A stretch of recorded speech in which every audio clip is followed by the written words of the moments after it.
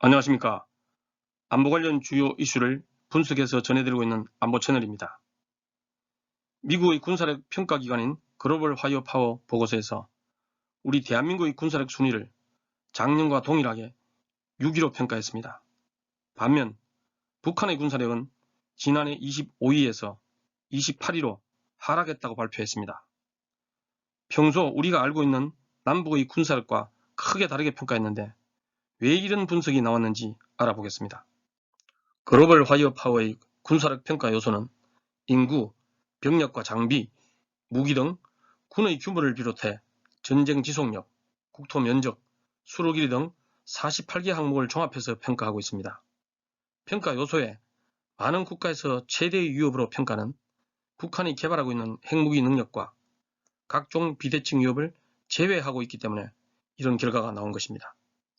실제 북한의 군사력을 평가하기 위해서는 이번 보고서에서 제외된 핵무기 능력 등을 고려해야만 정확한 평가를 할 수 있을 것입니다. 물론 이런 정확하지 않는 정보를 바탕으로 객관하는 것은 매우 어려울 수 있습니다. 하지만 글로벌 화이어 파워 보고서에서 제외한 북한의 핵무기 능력, 화생무기 및 무인기 능력, 사이버 공격 능력이야말로 최대의 위험 요소라고 할 수 있습니다.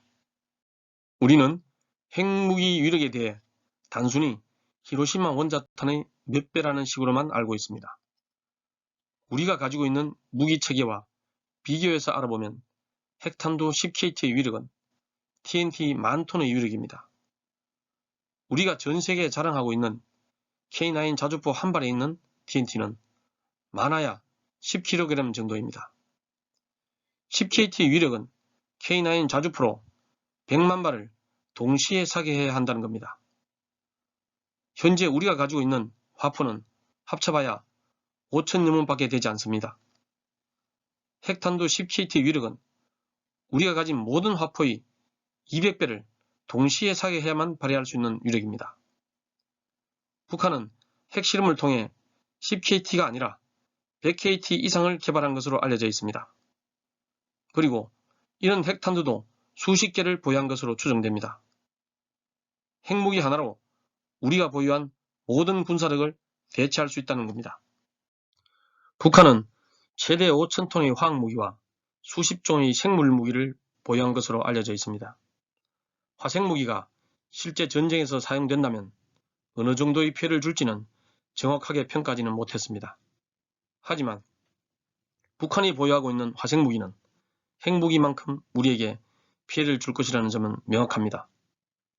게다가 북한은 무인기를 수백 대 보유하고 있으며 개발 시기와 능력도 우리보다 훨씬 앞선 것으로 평가됩니다. 또한 미국 국방부는 최근 북한 등 적성국이 보유한 무인기가 더 이상 장난감 수준이 아니라며 이에 대응할 수 있는 전략보고서를 최초로 발표했습니다. 미국은 북한의 사이버 공격 능력을 중국, 러시아, 이란 등과 함께 빅4로 꼽으며 세계 최고 수준으로 평가했습니다. 사이버 요원은 최대 7,000명에 이르는 것으로 알려져 있습니다.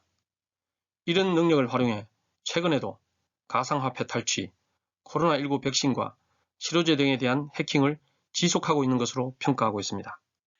지난 14일 미국 외교협회는 올해 가장 우려해야 될 위협 중 하나로 북한의 핵개발을 들었습니다. 글로벌 화이어 파워의 평가에서 28를 하였더라도 위력과 위협의 우선순위는 세계 최고 수준입니다. 북한 군사력 위협에 대한 대응에 긴장을 늦춰서는 절대 안 되겠습니다. 감사합니다.